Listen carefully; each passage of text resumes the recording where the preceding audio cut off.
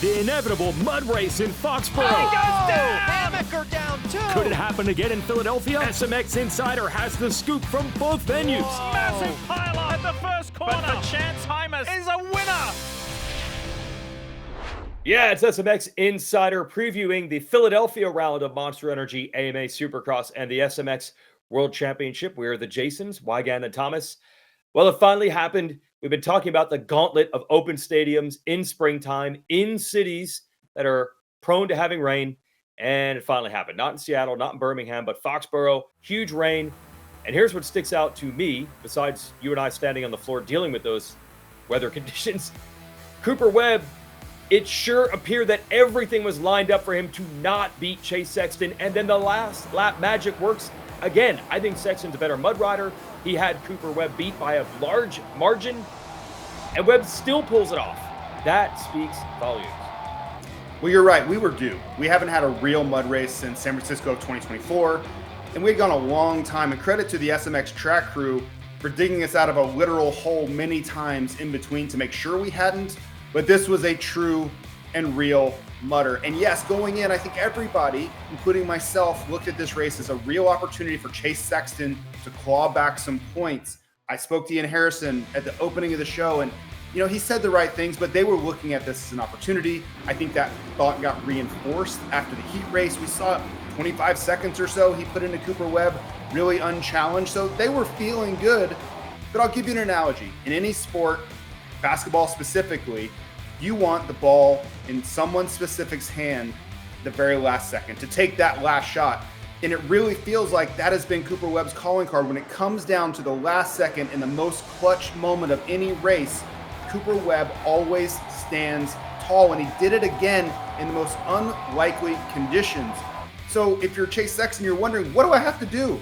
What do I have to do to beat this guy in a championship? Because even in the perfect conditions for me to get points back, I had it the entire race in the last lap. I still lost points. So this is a really tough blow for Chase Sexton and crew to deal with. Now, the math says there's 5 races to go, and 15 points is still not a massive lead. So that's what I think the thing to watch is now. It's not mano a mano, these battles here and there. Webb has proven he can win them in a variety of situations. It's still that racing luck thing. That's why you still have to watch. Webb, as well as anyone knows, we saw it in 2023 with him and Eli Tomac. In a blink of an eye, it could change. I think that's the thing you have to watch for now. Big interview, Tom. We have a returning guest. We had Rob Ninkovich, Super Bowl champion with the New England Patriots, on our show last year, and then got to hang out with you as you were a guest on Race Day Live on Saturday. But here's what's funny. You're still at Gillette Stadium, and there's still dirt, mud, still there in the building. Yeah, I'm back at the scene of the crime from what that race looked like on Saturday. It was a complete and utter mud fest. But yeah, so I guess they have another dirt event next weekend, which would be Monster Jam. So they just leave all the dirt there. It makes sense as opposed to taking it all out. But it's probably a little tricky moving all this because, as we know, Saturday night it was like fudge out there, just a complete milkshake of mud. So made for a very interesting night. That's for sure. One thing we have heard some analysts say is it's not necessarily about stepping up. For example, James Stewart, our colleague, always says no one necessarily gets better under pressure. The best performer is the one who can stay closest to the way he is when there isn't pressure. And we've heard that, especially on the quarterback side. They always say, it's really about staying calm in that final drive.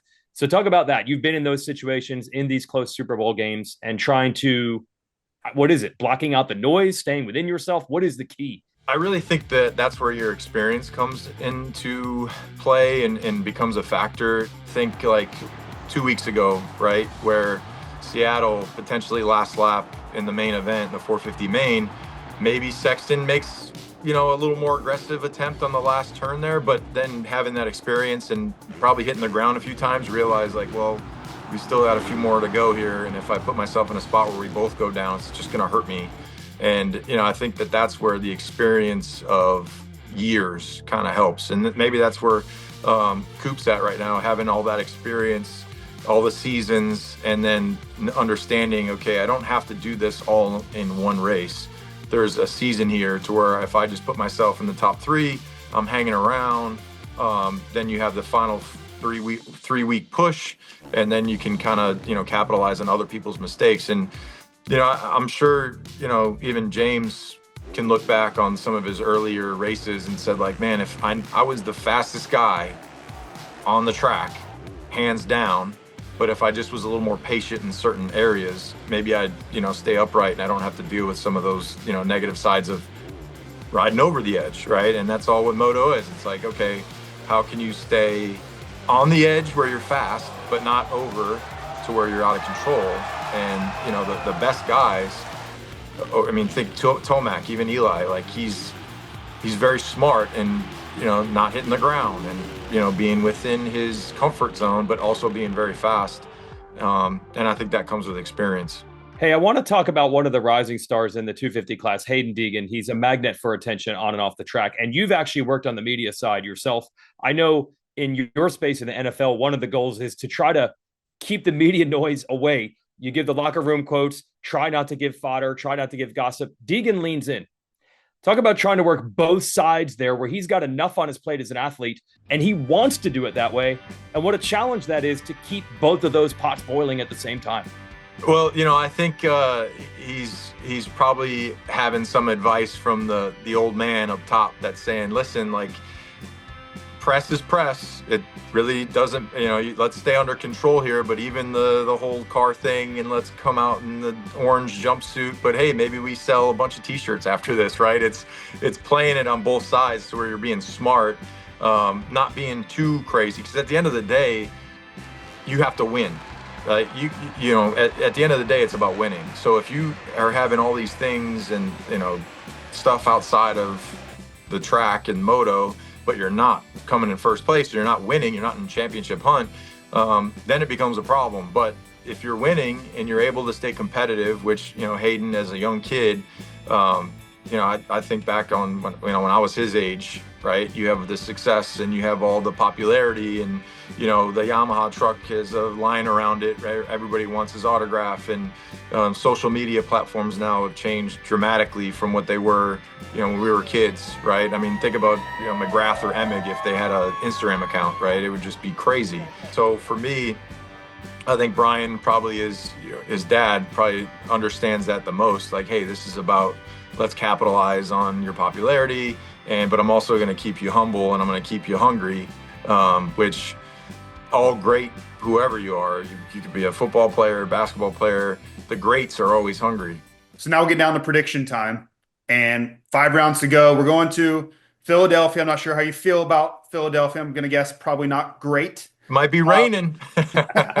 But where are you at on this championship? It swung back to 15 points, but we know weather. There's a lot that can happen down the stretch. What are your thoughts between Chase and Coop down the stretch? I think Coop is going to have a pretty good opportunity here moving forward, with having the upper hand. And if it is going to be a wet race, I think it's going to be another mudder, which unfortunately I know nobody loves the mud races, especially the riders. But, every time you're in an open air stadium, you got to deal with the elements. So, I think Coop has the upper hand for the rest of the season.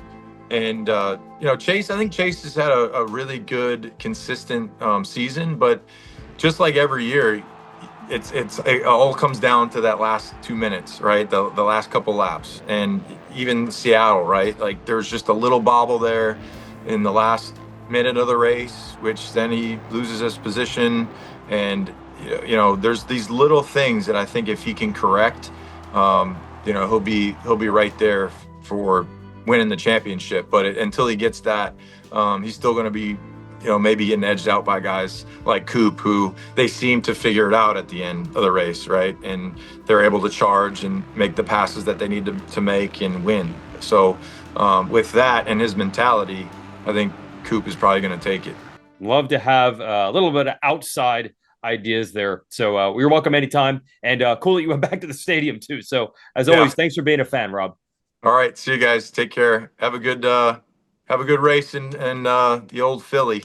Okay, much to come on this episode of SMX Insider to preview Philadelphia, which will include a showdown in more ways than one, not just by name, but the Hayden Deegan, Julian Beaumer battle we expect to continue this weekend More weather, possibly, and how does that affect riders like Aaron Plessinger, Chance Hymas, and all those privateers who had great runs in the mud?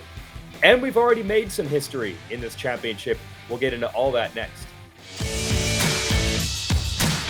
30-second board. Wow, are there a lot of things to cover?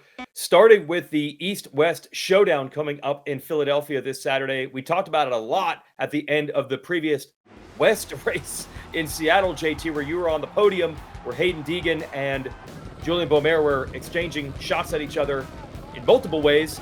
And we said, oh, this is really going to heat up. Throw in this East Championship fight, which is all time now. Talk about that in a moment. And we can't rule out the potential of more rain there in another open stadium in the Northeast in the springtime. This is going to be crazy. Yeah, these showdowns are really, in my mind, it's where the championships are decided. And I know that's a little hyperbolic, but if you look over the course of these championships, so many points change hands, and they're, you double the talent. So there's double the opportunity to build points gaps and do these things. The East Championship, we were kind of thinking we needed the showdown to bring everybody back together. We already have that. So now you look at the possible situation coming out of this Philadelphia showdown. I don't know what's going to happen. Maybe it's muddy. Maybe it's not. What I do know is there are a lot of riders all looking at the same championships thinking that this is their year. And that's what's the most fun, is everybody thinks that they have a shot. And Beaumer said Deegan has one coming in Philadelphia. So we'll see that as a backdrop to all this points racing. 6 for 6. That is the 6 winners in 6 rounds of 250 East. That is contributing to history, which we'll talk about in depth later. But this is the most winners across both 250 and 450 classes ever in a season of Supercross. But even maybe crazier than that are the points in 250 East. Seth Hammaker finishes 9th, and now he's tied for the points lead because Tom Vial, this is as heartbreak as it gets. We're watching Chance Hymas celebrate his first Supercross win ever. Gage Linville celebrating making the podium for the first time ever. And there's Vial still stuck on the track and losing his entire point lead in one lap. Yeah, what a wild swing of emotions, because if you are Vial, Hampshire, Seth Hammaker, or Chance Hymas, going into the last lap, you're like, okay, it's good, but, kind of decent race for some, great for Hymas, but the points are not going to change a whole lot. It's going to be status quo for a lot of guys, and then everything shifts with the Vial crash and subsequent last place, because all those other guys, like RJ Hampshire said, that's the best 15th place of his life because of how many points he gained. There's no way when he's lying there in the mud, and we can't even tell who it is, that he thought he would leave that race and gain 7 points on Vial. There's no way he thought that would be possible, yet here we are, and this championship has become a barn burner because of that last lap fiasco for Vial. And Hymas, who I talked to extensively on Friday, he was down in the dumps. He was not necessarily even expecting to race the season opener at Tampa. He got in there, short injury turnaround. There weren't supposed to be expectations on results, but racers are racers, and he couldn't help himself. No podiums early in the year. He was bummed. Now suddenly he has a race win, and I'm going to look right now. He is 8 points out of the lead with 4 races and 2 showdowns to go. Chance Hymas could end up winning the title now, JT. Yeah, I was in the moment with Chance, and we immediately have the points up on our screen, and Chance didn't know anything. He was not thinking championship going into this round, and I show him on the screen, and literally you could see his face change from I'm so excited about this to wait, I'm still in this thing, right? It was, I could watch it wash over his face. So I'm very interested to see how all of these riders react. For Vial, he's got to rise to the occasion. And these other riders, the opportunity has never been more right in front of them. So what a perfect time to have a showdown, I guess, is the big point here. Absolutely. And then those privateer stories coming out of Foxboro. And again, we might get more if we get rain at any of these other races. The great equalizer, sometimes that's hyperbole as well. No, not this time. So a career best first ever podium for Cullen Park on the Phoenix Honda team. They get some help from Honda, but not full factory motorcycles. And there's zero support for Gage Linville and the Dirt Bike Depot team. Linville went down in the first turn and considered just going back to the pits because he didn't want to ruin the one motorcycle that he had, because he didn't want to miss the Philadelphia race. He decided to stick it out, and he ends up going from last to third. These are the things that happen in mud races. I know sometimes it's not poetry in motion to watch riders rolling jumps, but it does bring some great storylines, and boy, did it in Massachusetts. It does, and I think that these races, while they're expensive, and I know they're a slower version of the same sport that we have, the opportunities for these riders are never coming around otherwise. And I'm not going to say Cohen Park can ever get another podium, but for that podium lineup, we're not going to see that outside of a mud race. And we'll use that same word, hyperbolic. I don't think it is. These are life-defining moments for these riders. That race in Foxboro, that podium finish for a Gage Linville, he will never forget that night for the rest of his life. He's always going to be able to say, I got a podium in Supercross. It's something I can't say, and I wish I always could. These are moments that these riders will cherish for the rest of their life. And without this mud, without this really difficult Saturday night, guess what? I'll just say it wouldn't happen outside of that. So there are amazing things that can come from a very difficult evening in Massachusetts. Yeah, and as for Gage Linville, that wasn't the best podium interview, but he told me after the race when he crashed in the first turn, he got hit in the throat with someone's handlebar, and he barely could talk. But the podium made up for it with this, maybe the interview of the year from Justin Rodbell, who finished 4th. Listen and watch. Justin Rodbell, well, you were just telling me that this moment right now, it's hard to even believe where you're at. You haven't made a main so far this year on a 250, and you just missed the podium here in 4th. Unbelievable, congratulations. Just explain what it takes for somebody like yourself, what you do during the week. Just tell me who you are and what you put into this. Well, I borrowed this bike from my boy Mason Kerr, so without him this wouldn't be possible. And I rode it Monday, one day at Eric McKay's house, and I got P4. That's kind of insane. I worked Tuesday and Thursday, rode a little more on Wednesday, and yeah, you probably wouldn't believe my schedule and what I do, but we have fun. I love it. Shout out to Team Next Level, Red Line Oil, and Hammer Nutrition Man and Jones Power Sports. It wouldn't be possible without them. And there's so many people I would like to thank, but that was insane, bro. I am livid. 4th place? What? What are they going to say to your work on Monday morning? I don't know, bro. Maybe I get a raise. Congratulations, Justin. That is as good as it gets. We know Rodbell well. We know he's a great personality, and he did not fail in his moment. He didn't. And I think that Aaron Plessinger has set the precedent for the most entertaining podium interviews we've had. This is a whole different level. And that's what I love about these mud races. We would never get that opportunity outside of this particular scenario. And yeah, these are the personalities of the riders we don't get to talk to enough. So welcome Justin Rodbell to the rest of the world. Rodbell, also in Philadelphia, will be measuring the HVAC unit on another team's truck, the Partzilla Blaster Power truck, to maybe install a new HVAC system in their truck at the New Jersey round. So he's also doing that in the background. And he said he won't even charge him for labor, just parts. He loves being at the races. That is such a cool story.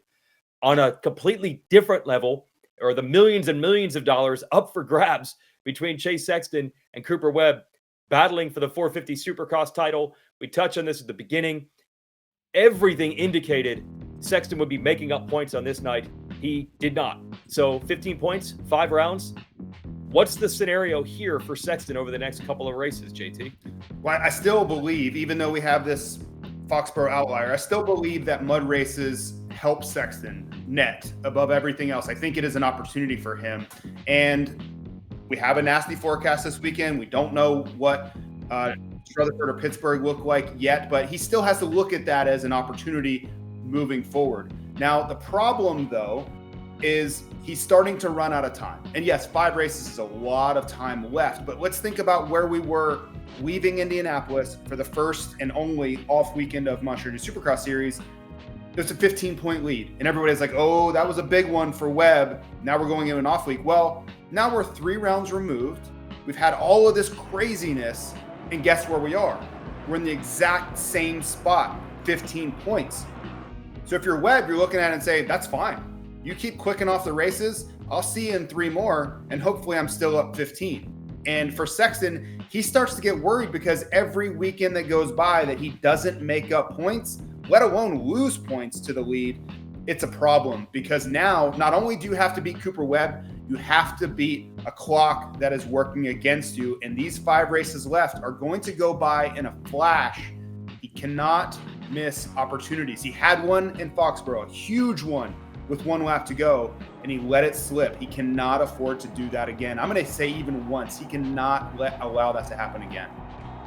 Yeah, Webb was asked in the press conference if he's getting closer to points management mode, and he said, no, it's too early for that. But I think to your point, if he can maintain it around 15 over the next 3 weekends, then the next 2 rounds, for example, he does start to control his own destiny. And that's the danger for Sexton. That makes this weekend, and probably New Jersey, so critical to get it back to win out and win the title. Otherwise, Webb just knows he's a few podium finishes away from getting it done. A lot will be on the line this Saturday, and that could affect the results. So let's bring in 2 experts to figure out where the smart money should be placed. All right, James, let's talk some NXT bets. Man, what a weekend last weekend in Foxboro. And the odds makers have got some good ones for us this week as we look towards Philadelphia, the city of brotherly love.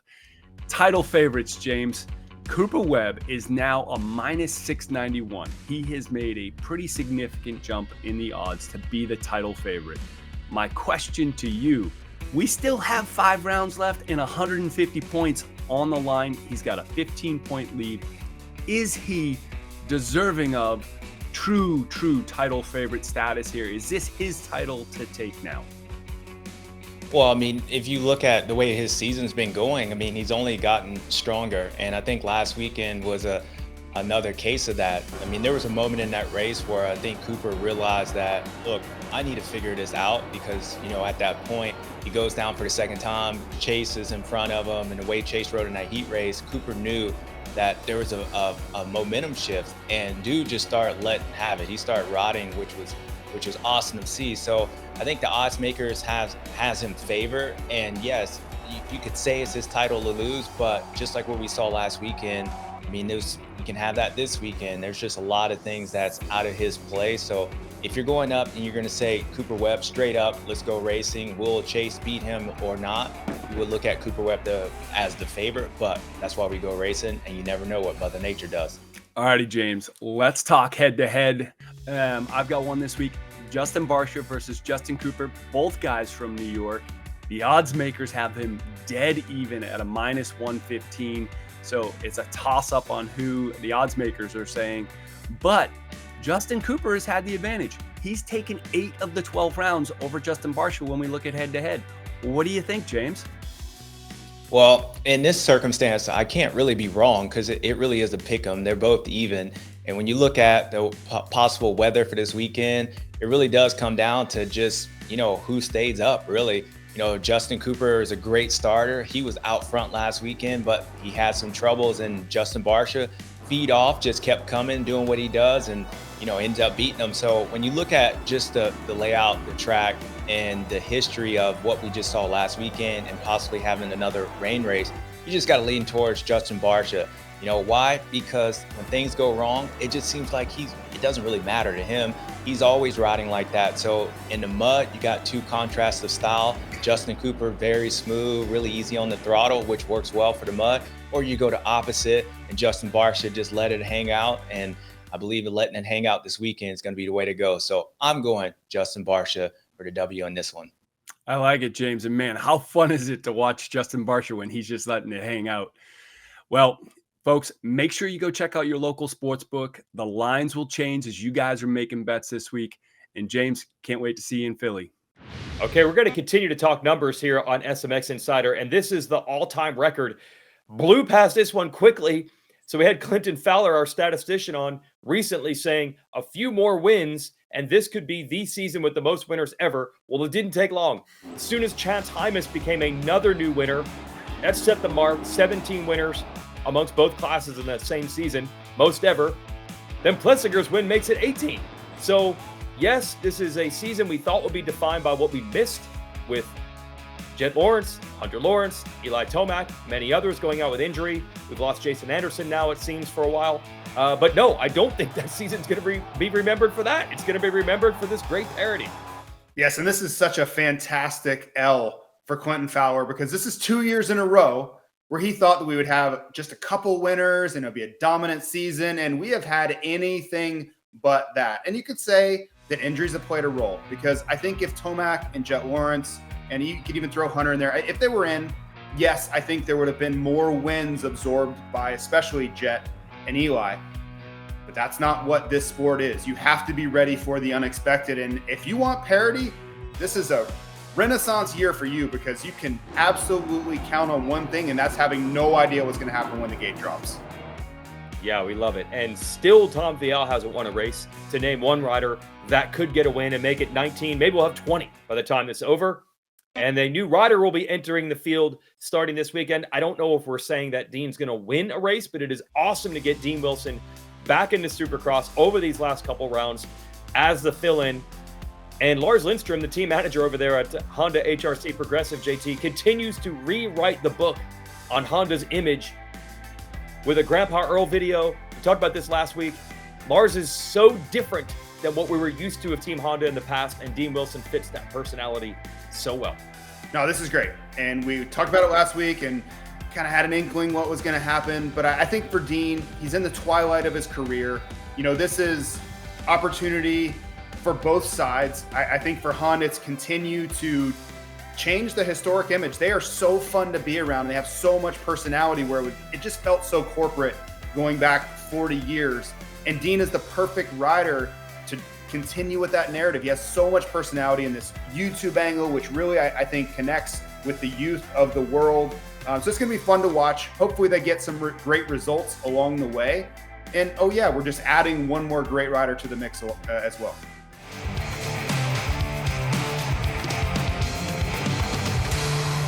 So Honda has their fill-in rider, but only for a few weeks, because we have confirmation from Lars Lindstrom, the team manager, talked on Race Day Live on Saturday, that it is expected that both Lawrence brothers, Hunter and Jet, will be back for the Open Pro Motocross. And I know that was maybe the original timeline, but we bring in the good doctor here, Dr. Joe McGinley. Look, when you're talking about labrum tears, that's what Hunter was dealing with in his shoulder, and an ACL tear in the knee for Jet. I don't know if any original prognosis is 100% accurate. Let's talk Hunter and the labrum tear and shoulder fix up first. Is this an aggressive timeline, or did you think this was within the realm of possibility? Yeah, we touched on this when they had the original injuries, and we are optimistic that they would get back for pro motocross. Just to be clear, these are aggressive timelines, but you know, they're getting the best care in the world. After they have had surgery right away, which is great to repair that labrum.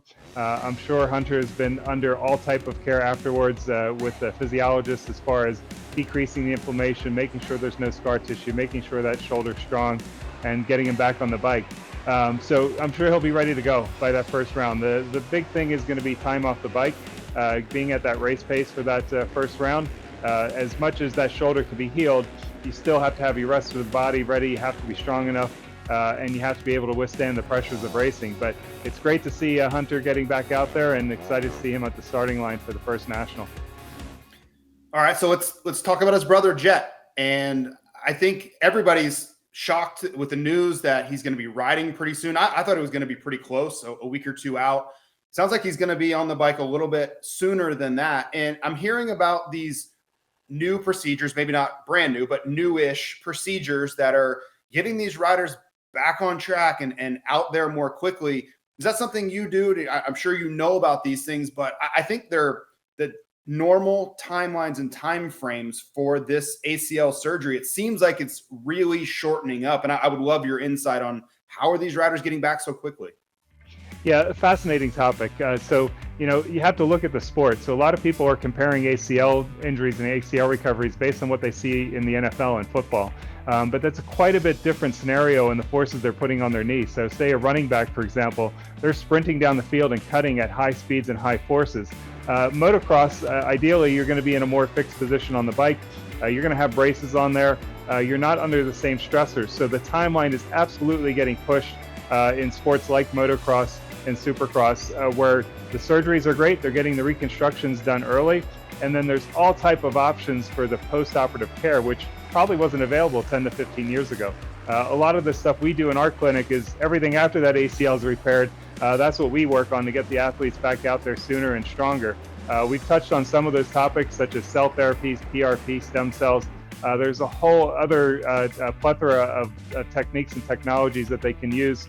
Hyperbaric chambers to help with healing. You can use infrared light therapy, you can use laser therapy, ultrasound therapy. All these things promote healing, they reduce inflammation, and that's what we're seeing. We're seeing the effects in these top athletes. We're seeing them get back out there and do great after major injuries. So exciting to see the technology and the health improving and seeing these riders out there sooner. All right. Yeah, certainly we hope that Jet doesn't end up rushing back too quickly, but so far the news is good. And thanks for the intel there, Dr. Joe. Thank you. Exciting to see them back at the starting line. All right, continuing to look ahead now to the Philadelphia race, and it's springtime. It's the Northeast. It can rain at any time. We're going to say this at every show until we mention that it could snow or maybe it's worse in Denver and Salt Lake. So what do you think, JT? You know me, I don't like predicting mud races early in the week, but this is a dangerous game right now.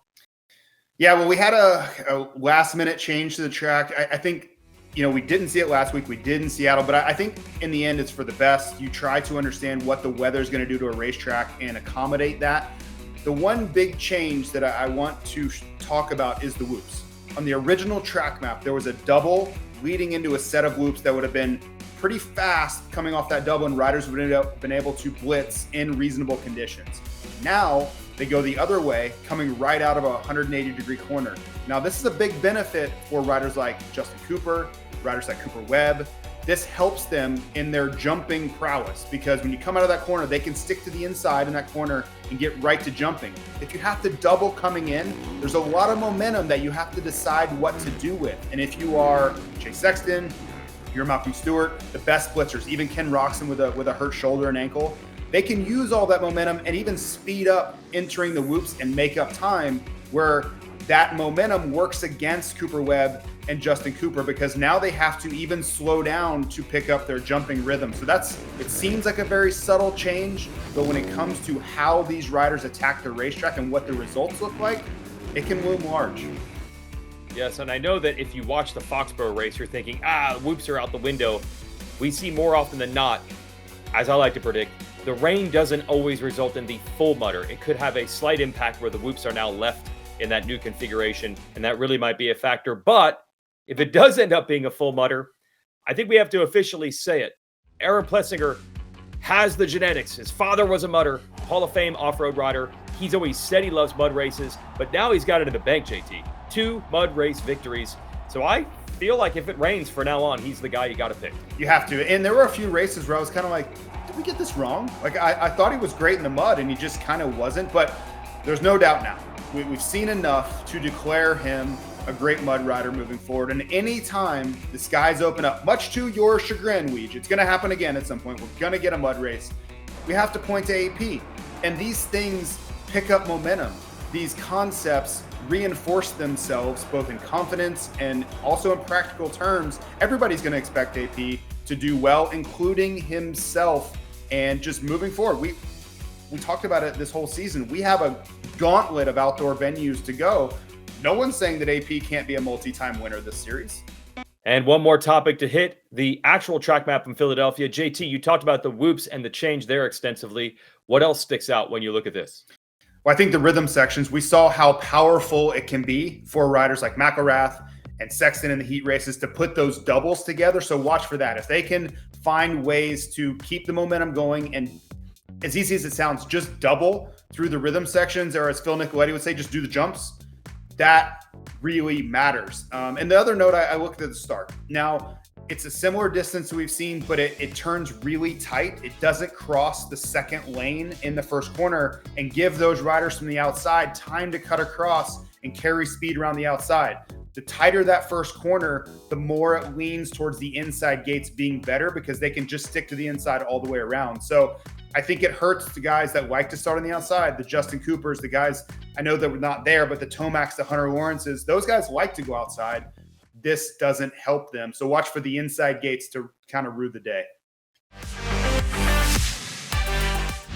SMX Facts time. We bring in Clinton Fowler, staff statistician, born and raised in New England, probably been to 100 races in those conditions back in your NESC racing days. And I don't know. I could say that it led to this record being broken, but we've been on a crash course for this all year long. Now 18 different winners throughout the classes. That's the most ever. The mud gave us 2 more, but this is basically the trend that's been building all year. It has, Weege, and you're right. I have seen these conditions a lot of times in New England. Unfortunately, you get used to it. It also feels like I'm getting to talk about this topic a lot this year. We've had a lot of winners, and it's happened consistently. And I'll just take it now. I've been wrong really bad this year about the number of winners we've had, JT. But man, what a night. Aaron Plessinger goes out, gets his 2nd career win. You got Chance Hymas going out and getting his 1st career win. And that brings us to 18 winners. And we're only 12 rounds into a 17-round series. So we've broke the record for the most winners all time in a season. And we've still got 5 rounds to go, which is absolutely incredible. JT, we're on the brink of being able to tie in the premier class 8 winners, which is the all-time mark for just that class. Is it possible we're going to see an 8th winner in the 450s? I do think it's possible. And, you know, you look at the way the season's gone, and we've talked about how important the weather is going to be down the stretch. And I'll give you a name. I think Justin Barcia can rise to the occasion and steal another win. We're a little over a week away from the East Rutherford round. He won there in the mud in 2023. I thought he would be a little bit better than he was in Foxboro. He was, you know, he got passed by Cooper Webb. He should have been 1 spot ahead. But you look at the way he rides. He's been improving all season long. I think if there's a name, given the conditions, I think Justin Barcia could steal one. Okay, yeah, those conditions lead to wild results, not just the winners. Talk about these podiums that we saw in Foxboro. Just an incredible day of racing all around. I mean, as a fan, just great to watch. The cool part here, in the 250 East division, you got Chance Hymas that goes out and gets his 1st victory. And then we've got 13 total guys that go and get their career best on the day. That isn't it, though. The podium, everybody on it is brand new. It's their 1st ever podium. So incredible for those riders. What's even more incredible is it doesn't happen that often. This is the first time since 2007 that we've seen it in the 250 class. We've only seen it once in the history of the 450 class. So, JT, you look at this, clearly the mud is the great equalizer. Yeah, I just think it kind of opens the gamut to who can do well. If your bike isn't quite as good, it doesn't really matter. It's going to be 100 pounds heavier anyway. If you don't have the ability to blitz whoops like one of the top guys, guess what? Nobody's blitzing anything in that type of mud. So it's just a completely different skill set. All of the advantages, whether equipment or talent or whatever, all those go out the window, and it's a completely different type of racing that we simply don't see very often. So for us to know what we're going to see or expect anything, especially in the 250 class, is probably foolish. Thanks for the data. Looking forward to seeing you guys this weekend. That's it for this episode. Please watch the Philadelphia Supercross on Saturday because there's so much on the line with the East-West Showdown, the all-time close 250 standings in the East, and Chase Sexton, as JT says, running out of time. He's got to make up points. How will he respond? Also, it is a day race. A day race, a day race. I cannot stress that enough. 3 o'clock Eastern time. That is when the racing begins on Saturday. You can watch it live on NBC or Peacock or the SMX Video Pass. And Race Day Live starts at 9:30 a.m. JT, we use the term pivotal round quite a bit, but it's really happening now. You're saying the clock is running out for Sexton. This is 3rd to 4th quarter, and he's behind. Yeah, and I think the weather is a factor. I'm a big believer that when you have a chance to utilize your strength versus your opponent's weakness, you have to make the most of it. Now, he blew it once. Is he going to blow it again down the stretch? That's what this championship is going to come down to, in my opinion. All right. Yeah, Cooper Webb has been the closer du jour over the last couple of years of Supercross, not just against Chase Sexton. Other riders know this. We'll see if Sexton can stop it and what the heck is going to happen with these crazy kids in the 250 class. See you Saturday in Philadelphia.